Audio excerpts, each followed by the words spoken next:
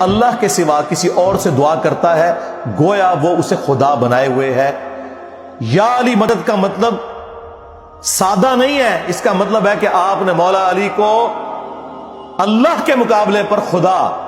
تصور کر دیا۔ نہیں جی ہم تو انہیں اللہ کا بندہ مانتے ہیں، نہیں جناب، قرآن تو یہ کہتا ہے کہ اللہ کا بندہ مان کے یا بغیر بندہ مان کے۔ جب تمہارا یہ عقیدہ ہے کہ اللہ کے سوا کوئی تمہاری تکلیف دور کر سکتا ہے،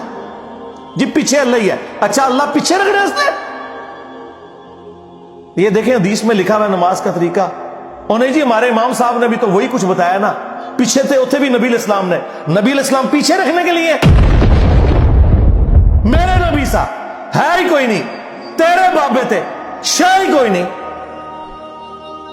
اللہ پیچھے، رسول پیچھے، آگے تمہارے بابے۔ عزتیں اویل کی ہیں تم نے اللہ اور اس کے رسول کے نام کے اوپر، چندے کھائے ہیں تم نے رسول اللہ کے نام کے اوپر صلی اللہ علیہ وآلہ وسلم، سواریاں سوار کی ہیں تم نے مکے اور مدینے کے نام کے اوپر، اور غداری کی ہے اپنے دین کے ساتھ۔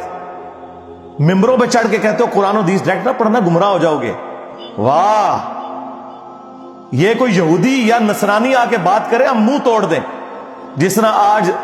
آگ لگانے کے اوپر قرآن کو ہمیں کتنا غصہ چڑھا ہوا ہے۔ تیرا مفتی ہر جمعے کو کھڑا ہو کے کہ قرآن اور بخاری ڈائریکٹ نہ پڑھنا گمراہ ہو جاؤ گے، آگ تو یہ لگا رہا ہے، وہ آگ تو ایک دن تھی، اس سے کوئی فرق نہیں پڑا۔ قرآن کے ملینز آف کاپیز دنیا میں موجود ہیں، ملینز آف حافظ قرآن ہے، قرآن کو کوئی آگ نہیں لگا سکتا، دنیا سے ختم نہیں کر سکتا۔ اصل جو چور چھپا ہوا ہے وہ تیرے اندر چھپا ہوا ہے، جو یہ علماء ہیں، شیاطین، جنات اور انسانوں میں سے شیاطین،